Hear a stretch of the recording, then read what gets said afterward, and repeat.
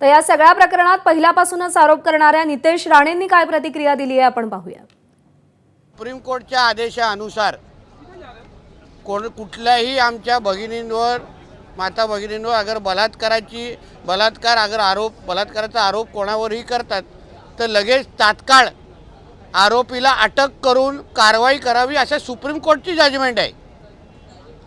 अगर राज्यामध्ये देशामध्ये सगळ्या जणांना तो अगर न्याय लागतो मग ज्यांची नावं दिशा साल्यांच्या वडिलांनी घेतलेली आहे की ह्यांनी माझ्या मुलीचा सामूहिक बलात्कार करून खून केला असा अगर आरोप ह्या लोकांवर झालेला आहे तर सुप्रीम कोर्टच्या त्या जजमेंटप्रमाणे अन्य लोकांना जो काही न्याय लागतो तोच ह्या तिघांवर लावावा एवढीच मागणी सभागृहाने केली। सुप्रीम कोर्टच्या आदेशानुसार कुठल्याही आमच्या भगिनींवर माता भगिनींवर अगर बलात्काराचा आरोप कोणावरही करतात तर लगेच तात्काळ आरोपीला अटक करून कारवाई करावी असे सुप्रीम कोर्टची जजमेंट आहे।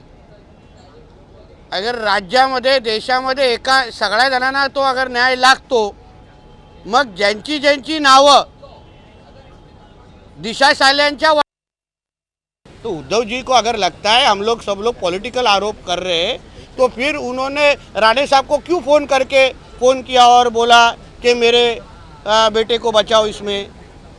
खुद नारायण राणे साहब को फ़ोन किया था, एक नहीं दो बार किया था। आपको भी 2 बेटे हैं, मेरे बेटे से कुछ हुआ रहेगा गलती तो उनको बचा लो आप। गुहार लगाई थी राणे साहब, पूछिए राणे साहब को, राणे साहब ने ऑन रिकॉर्ड कहा है मैं उन्हीं का बेटा हूँ।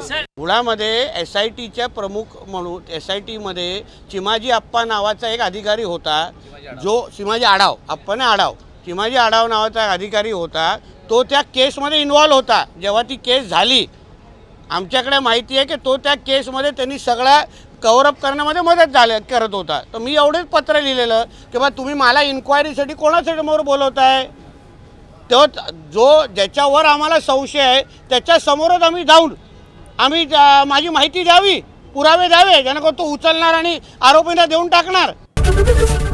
ABP माझा, उघडा डोळे बघा नीट।